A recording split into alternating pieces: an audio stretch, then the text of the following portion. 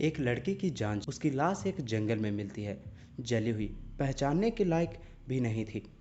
सबसे बड़ी बात यह थी, उसके मौत के पीछे उसकी ही माँ का हाथ था। अप्रैल 2012, मुंबई। सीना बोरा एक स्मार्ट यंग लड़की थी जो आइनेक्स मीडिया में काम करती थी।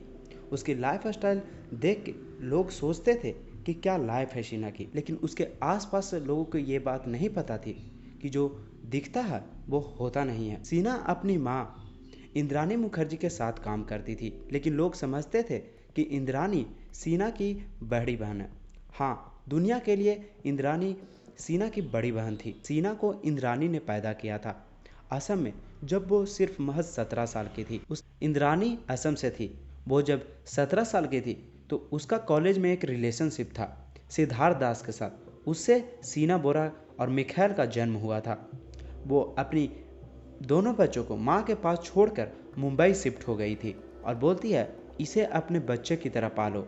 उसके बाद इंद्रानी मुंबई शिफ्ट हो जाती है, एक नए लाइफ जीती है। झूठ और पैसा और सक्सेस बेशुमार था। उसके बाद सीना और उसका भाई मुखैल का इंद्रानी के पेरेंट ने पाला था एज देयर ओवन चाइल्ड। उसके बाद इंद्रानी ने मुंबई जाकर अपनी नई लाइफ शुरू की थी। हाई सोसाइटी, मनी, सक्सेस और झूठ। उसने पीटर मुखर्जी से शादी की, जो स्टार इंडिया का एक्स सीईओ था। पीटर को भी पता नहीं था कि सीना इंद्रानी की बहन है। सीना की लाइफ में एक लड़का था, राहुल मुखर्जी, जो पीटर का बेटा था। ये लव स्टोरी थोड़ी कॉम्प्लिकेटेड थी क्योंकि राहुल का बाप पीटर था और सीना की माँ का पीटर हस्बैंड था, लेकिन वो एक दूसरे से प्यार करते थे। राहुल सीना के साथ अपना फ्यूचर देख रहा था, जो इंद्रानी को मंजूर नहीं था। इंद्रानी को डर था अगर यह सच्चाई बाहर आ गई कि इंद्रानी सीना की माँ है तो उसका सोशल स्टेटस खत्म हो जाएगा और हाई सोसाइटी में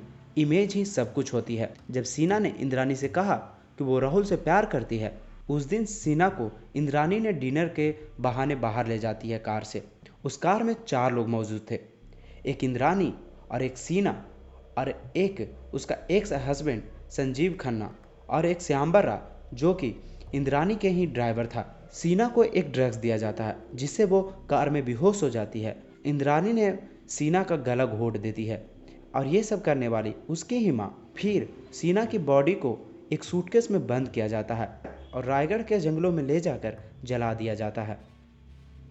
सब 3 साल तक चुप थे, किसी को कुछ नहीं पता था। सीना के फोन से एक फेक रिजाइनेशन भेज दिया जाता है। राहुल के बार बार पूछने पर इंद्रानी बताती है कि वो यूएस चली गई है। 3 साल सब एकदम चुप थे। ऐसा लग रहा था जैसे सीना दुनिया से गायब सी हो गई है। लेकिन फिर एक दिन श्यामबरा, जो कि इंद्रानी का ड्राइवर था, एक रिवॉल्वर के साथ पकड़ाता है। जब पुलिस उसे इंट्रोगेशन करती है तो बात बात में सीना से कुछ रिलेटेड बात सामने आने लगी थी। बहुत जोर देने पर श्यामबरा कन्फेस करता है कि मैडम के कहने पर मैंने एक लड़की की जान ली थी और वो लड़की उसी की बेटी थी। यह सब जानने के बाद उसके कन्फेशन के जरिए पुलिस रायगढ़ के जंगलों में पहुंचती है। वहां एक जली हुई स्केल्टन मिलती है।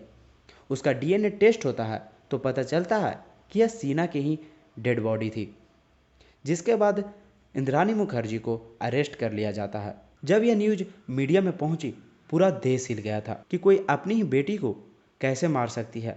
एक माँ जो उसे पैदा की थी, उसने आखिर एक बेटी को क्यों मारा। इंद्रानी मुखर्जी एक सक्सेसफुल वुमेन की लाइफ जी रही थी, लेकिन अंदर से कोल्ड किलर माइंड के साथ जी रही थी और एक राज जो वो कभी बाहर नहीं लाना चाहती थी। अपने राज को जिंदा रखने के लिए वो किसी भी हद तक जा सकती थी। उसने न सिर्फ अपने ड्राइवर को इन्वॉल्व किया, बल्कि अपना पहला पति संजीव खन्ना को भी इसमें इन्वॉल्व किया था। पीटर मुखर्जी को जब ये सब पता चला, मुझे नहीं पता था कि सीना इंद्रानी की बेटी है। पीटर भी फिर इस केस में अरेस्ट होता है।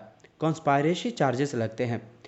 पूरा आइनेक्स मीडिया एम्पायर कोलैप्स होने लगा था। इंद्रानी, श्यामबर और संजीव खन्ना तीनों जेल में थे।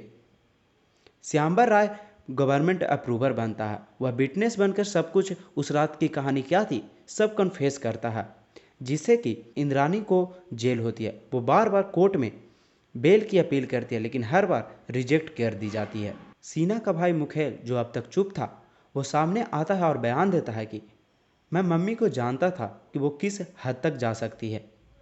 वो कभी भी सीना से प्यार नहीं करती थी। हर समय वो सीना को नफरत भरी नज़रों से देखती थी। 2022 में इंद्राणी मुखर्जी को जेल से बेल मिल गई। 9 साल जेल में रहने के बाद वो छूट जाती है और उसने बोला, मैं बिल्कुल इनोसेंट हूँ, मैंने किसी को नहीं मारा। सीना आज भी जिंदा है।